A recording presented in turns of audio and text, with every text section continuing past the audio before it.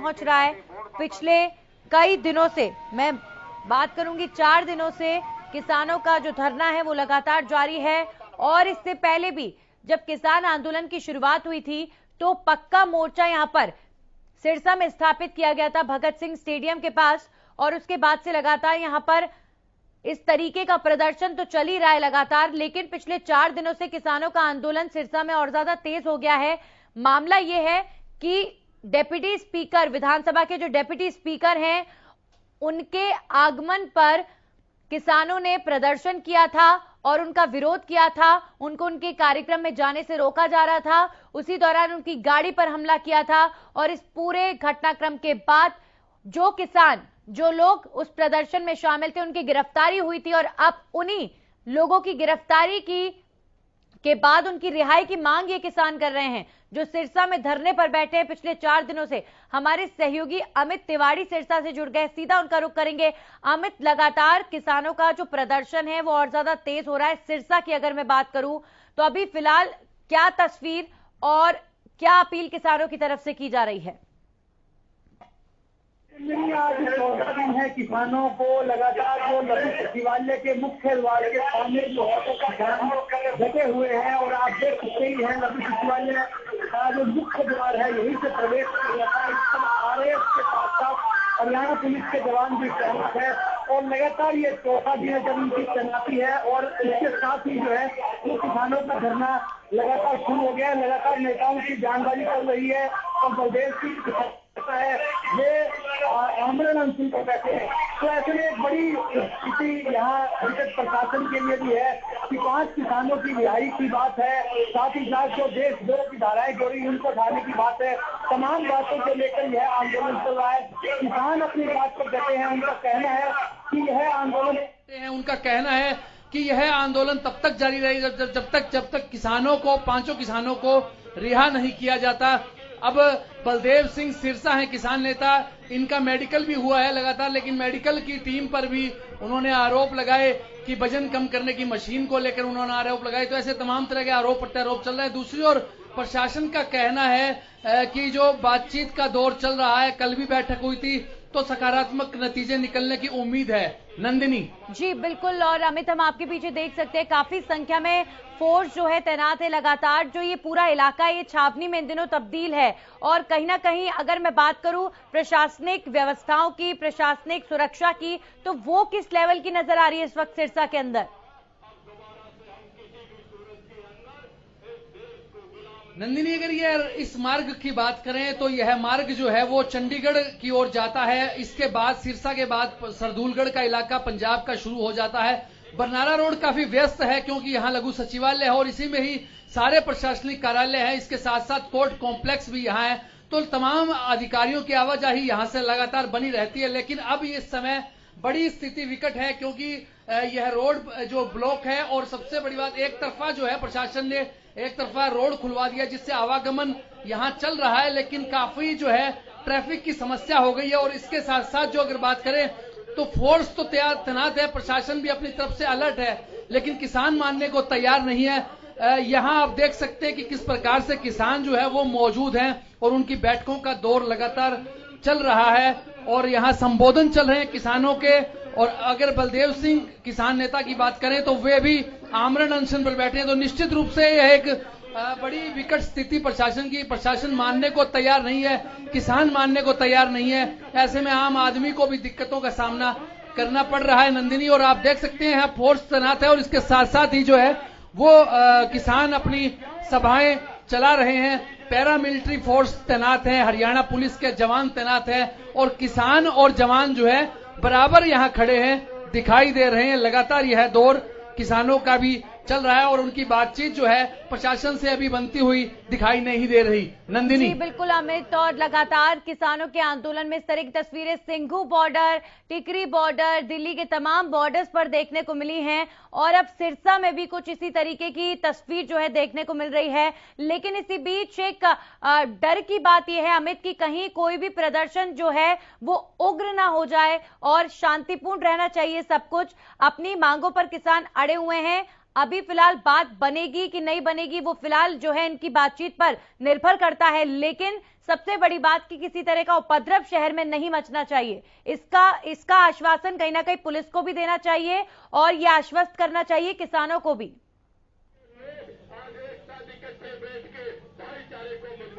जी निश्चित रूप से नंदिनी समझना चाहिए होगा, क्योंकि लगातार जो 9 महीने से किसान यहां पक्का मोर्चा लगाए हुए थे, शहीद भगत सिंह स्टेडियम में यह पक्का मोर्चा चल रहा था।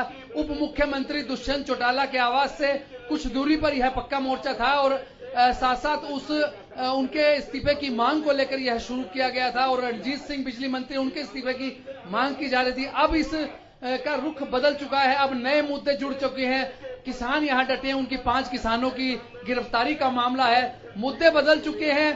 बात वही है, 3 कृषि कानूनों से शुरू हुआ था आंदोलन, वो लगातार चल रहा है। नंदिनी, चलिए अमित, बहुत बहुत शुक्रिया आपका तमाम जानकारी के लिए और तस्वीरें हम तक पहुंचाने के लिए। तो सिरसा से तस्वीरें आप देख रहे थे, किसानों का धरना लगातार जारी। हमारे साथ स्वामी इंद्र जुड़े हैं, भारतीय किसान यूनियन के राष्ट्रीय प्रवक्ता। बहुत बहुत स्वागत आपका स्वामी जी। सिरसा से हम लाइव तस्वीरें इस वक्त देख रहे थे कि एक तरफ किसानों के तमाम जो ग्रुप्स हैं, तमाम जो जत्थे हैं, वो इस वक्त धरने पर बैठे हुए हैं, तमाम लोग बैठे हुए हैं धरने पर, लेकिन भारी संख्या में फोर्स की तैनाती और पूरा इलाका छावनी में तब्दील। स्वामी जी, कहीं किसी तरह का उग्र प्रदर्शन ना हो जाए, कहीं उपद्रव ना मच जाए, ये तस्वीर देखकर बस टेंशन इसी बात की होती है सभी लोगों को। नंदिनी जी, पहली बात तो मैं स्पष्ट करना चाहूंगा आपके चैनल के माध्यम से, किसान लगातार 7 महीने से शांतिपूर्ण धरना पूरे भारत में देता हुआ नजर आ रहा है आपको। और पंजाब की बात करें, उत्तर प्रदेश की बात करें, राजस्थान की बात करें, हरियाणा प्रदेश की बात करें, तो लगभग 1 साल हो गया है किसान जो लगातार हरियाणा प्रदेश के अंदर जब से ये काले कानून आए थे तब से किसान इसका विरोध कर रहा है। जब ये खाली अध्यादेश ही थे, अब बाद में जब कानून बन गए तो सरकार को समझ लेना चाहिए कि कहीं ना कहीं सरकार बहुत भारी चूक कर रही है किसानों के हृदय को समझने को टटोलने में। तो मैं सरकार से आपके चैनल के माध्यम से विनम्र बेनती करना चाहूंगा कि किसानों को भड़काने का, उकसाने का काम ना करे। जो हमारे किसान साथी 5 आपने जो पकड़े हैं उनको बिना शर्त के आप रिहा कर दें, ताकि किसान शांतिपूर्ण तरीके से, गांधीवादी तरीके से अपना आंदोलन जारी रखे जब तक ये कानून वापसी नहीं होते। और प्रदेश के मुखिया को चाहिए कि जब आज प्रदेश का स्पीकर की गाड़ी पर हमला हुआ, स्वामी जी, डेप्यूटी स्पीकर की गाड़ी पर हमला हुआ, उनकी गाड़ी के शीशे तोड़े गए, और अगर उस बिना पर किसी की गिरफ्तारी हुई है तो आखिर उसका विरोध क्यों कर रहे हैं किसान? आप ही तो बोलते हैं ना कि प्रदर्शन शांतिपूर्ण होना चाहिए, तो फिर क्यों किसी नेता की गाड़ी पर हमला किया गया? नंदिनी जी, पहली बात तो ये समझनी चाहिए कि वो प्रदेश के डिप्टी स्पीकर है, वो जो है एक लोकतांत्रिक प्रणाली से चुने गए व्यक्ति हैं।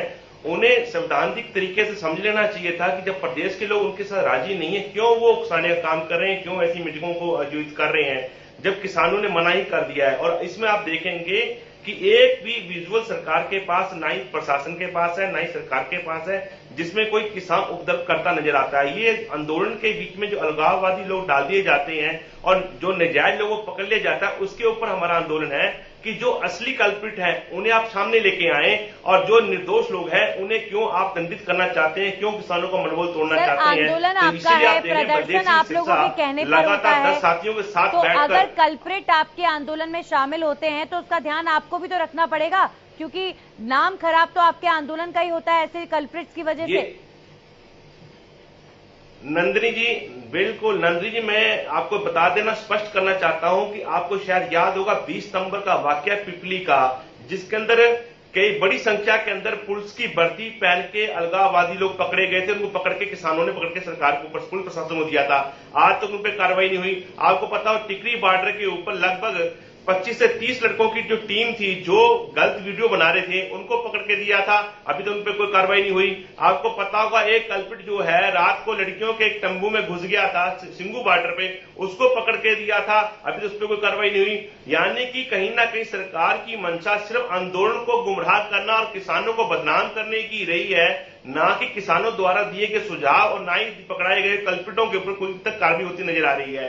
ये तमाम बातें, अब ये हमारा काम तो नहीं है कि हम कल्पिट को ढूंढे और पकड़ के दें, पर ये काम प्रशासन का, सरकार का है। अगर आप निर्दोष किसानों को या निर्दोष देश के वासियों को, प्रदेश वासियों को आप तंग करेंगे तो किसान जो है उसके लिए भी आंदोलन करेंगे। तमाम बातों को हम ध्यान में रखते हैं। इस देश के अंदर किस प्रकार से सरकार कॉर्पोरेट सेक्टर के साथ मिलकर किसानों के अधिकारों को और देश के आम नागरिक अधिकारों को कुचलने का, दमन करने का काम कर रही है। सर, यहाँ दो बातें। एक बात तो ये है कि जो डिप्टी स्पीकर की गाड़ी पर हमला हुआ, जो उनके ऊपर हमला हुआ, उसे लेकर आप कह रहे हैं कि किसी भी तरह का कोई प्रूफ नहीं है कि किसानों ने वो हमला किया, पहली बात। दूसरी बात ये कि आपने कही कि इस तरह के प्रदर्शन तो होना लाजमी है, कि आप क्यों वहां पर प्रोग्राम्स कर रहे हैं, कार्यक्रम कर रहे हैं, जब आप लोगों को किसानों ने मना कर दिया है कि आप ग्रामीण अंचलों में, उनके गांव में नहीं आइए, तो आप क्यों उकसाने के लिए वहां चले जाते हैं। देखिए सर, पहली बात तो ये कि जिस तरीके से लोकतांत्रिक अधिकार किसानों को अपना प्रदर्शन करने का है, वैसे नेताओं को अपने कार्यक्रम करने का भी है। दूसरी बात ये कि अगर किसान उनका प्रदर्शन, उनके कार्यक्रम को रोकने का प्रयास करते हैं या किसी भी तरह के प्रदर्शन में इन्वॉल्व होते हैं, और अगर उनके प्रदर्शन में किसी नेता पर अटैक होता है, जिसे वो जानलेवा हमला कह रहे हैं, तो सर इस बात का ध्यान रखा जाना चाहिए आपके नेतृत्व को, क्योंकि आपके प्रदर्शन पर ही सवाल खड़े हो रहे हैं फिर। और अब आप कह रहे हैं कि उन 5 लोगों को आप रिहा करें जो इस प्रदर्शन में इन्वॉल्व थे। तो सर पहले तो ये पता चलना चाहिए कि वो जो गाड़ी तोड़ी गई, वो जो हमला हुआ, उसमें आपके लोग थे या नहीं थे।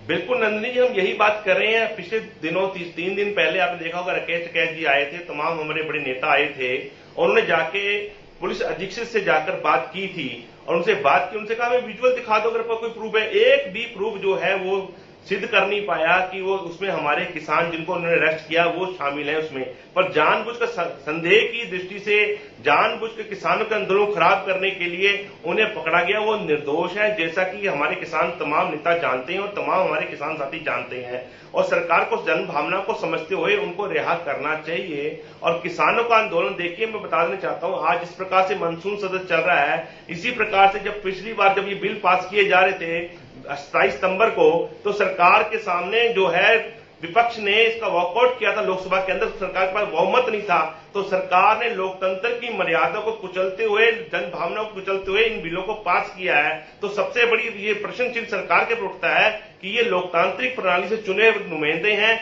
जो जाके संसद भवन के अंदर पवित्र स्थान में जाकर लोगों के अधिकारों की रक्षा करने का काम करते हैं, या पूंजीपति या फिर वो काला बाजारियों का ही अधिकार जो है उनको गुंडागर्दी को बढ़ावा देने के लिए कानून लाए जा रहे हैं। ये तमाम बातें सरकार को समझनी होगी। आज देखिए मीडिया क्रांति है, हर प्रकार से आप सोशल मीडिया जुड़े हैं, आपका चैनल खाली एयरवेज से नहीं देखा जाता, मतलब कि इसको सीधा ही जो है लाइव नहीं देखा जाता। आपके चैनल को लोग यूट्यूब के माध्यम से भी देखते हैं, आपके चैनल को लोग जो है अपना व्हाट्सएप ग्रुप में भी देखते हैं। तमाम ऐसे साधन है कि जिससे आपके चैनल को पूरे देश ही नहीं विदेश भर में बैठे हमारे हरियाणा प्रदेश के किसान और आम नागरिक देख रहा है। तो तमाम लोगों तक ये बात पहुंच रही है कि सरकार, भारत सरकार किस प्रकार से लोगों का दमनकारी नीति जो है करती नजर आ रही है। इसलिए किसान जो है देश की राजनीति और देश की अखंडता और देश के जो है मूल्यों की सुरक्षा के लिए आंदोलन करता आपको नजर आ रहा है। लेकिन सर कब तक? 9 महीने हो चुके हैं, कानून की वापसी होगी दूर दूर तक नजर नहीं आता। किसान भी झुकने को तैयार नहीं, बीच का रास्ता निकालने को तैयार नहीं। और देखिए, हम नहीं कहेंगे कि किसी भी पक्ष को कॉम्प्रोमाइज करना चाहिए, लेकिन सर बीच का रास्ता भी तो निकल सकता है। सरकार भी किसी तरीके से झुकने को तैयार नहीं, किसान भी झुकने को तैयार नहीं। क्या ऐसे ही अब देश जो है आंदोलन मैं आंदोलन की आग में जलता हुआ तो नहीं कहूंगी, क्योंकि अभी तक ये बहुत बड़ी बात है, किसानों ने शांतिपूर्ण आंदोलन किया है, जो कि वाकई आपके इस आंदोलन को मैं आपके लिए गौरव का विषय कहूंगी। लेकिन सर बीच बीच में जो ये उपद्रव इन्वॉल्व होते हैं, वो आपकी साइड से हैं या उनको इन्वॉल्व दूर से कहीं से किया जाता है, ये एक बड़ा असमंजस की स्थिति होती है। क्योंकि फिर हम जैसे आम लोगों के लिए विश्वास करना मुश्किल हो जाता है कि आप आंदोलन के साथ चलें। अगर आंदोलन के साथ चलते हैं और ऐसी घटनाएं होती है कि किसी नेता की गाड़ी तोड़ दी गई, तो कहीं ना कहीं जो उस आंदोलन को सपोर्ट कर रहे हैं लोग, उनका दिल टूटता है, वो निराश होते हैं। देखिए नंदिनी जी, आप समझती होंगी किस प्रकार से आंदोलन जो है आज 7 महीने से ऊपर हो गया है और आप देख रहे हैं किसान किस प्रकार से आंदोलन लड़ रहे हैं। हमने लड़ाई जो है मौसम के साथ लड़ी है। आप देख रहे हैं बरसात से हम लड़ रहे हैं, गर्मी से हम लड़ चुके हैं और हम लोग सर्दी से हम लड़ चुके हैं। तमाम बाधाएं हम पार करते हुए सत्य की जो अलग है उसको चलाते हुए आगे बढ़ रहे हैं। हमारे साथ बीजेपी के प्रवक्ता जुड़े हैं विजेंद्र नेहरा जी, स्वागत आपका। लगातार सिरसा की स्थिति आपके सामने भी होगी कि कैसे वहां पर किसानों का एक बहुत बड़ा जत्था इस समय 4 दिनों से बैठा हुआ है धरने पर और वहां पर किसानों के एक नेता तो आमरण अनशन तक कर रहे हैं। 5 किसानों की रिहाई। अभी तक दिल्ली बॉर्डर्स पर यह स्थिति थी, अब सिरसा में भी वही स्थिति बन गई है। देखिए मैडम, ये तो अब उन लोगों को तय करना है जो किसानों के नाम पर राजनीति कर रहे हैं, क्योंकि ये पूरी तरह से राजनीतिक आंदोलन हो चुका है। मुझे लगता है यहाँ बैठने की बजाय उनको माननीय कोर्ट में जाना चाहिए और कोर्ट में जाकर के उनको बताना चाहिए कि उनका पक्ष किस तरह से मजबूत है और क्यों उन पे कार्रवाई नहीं हो।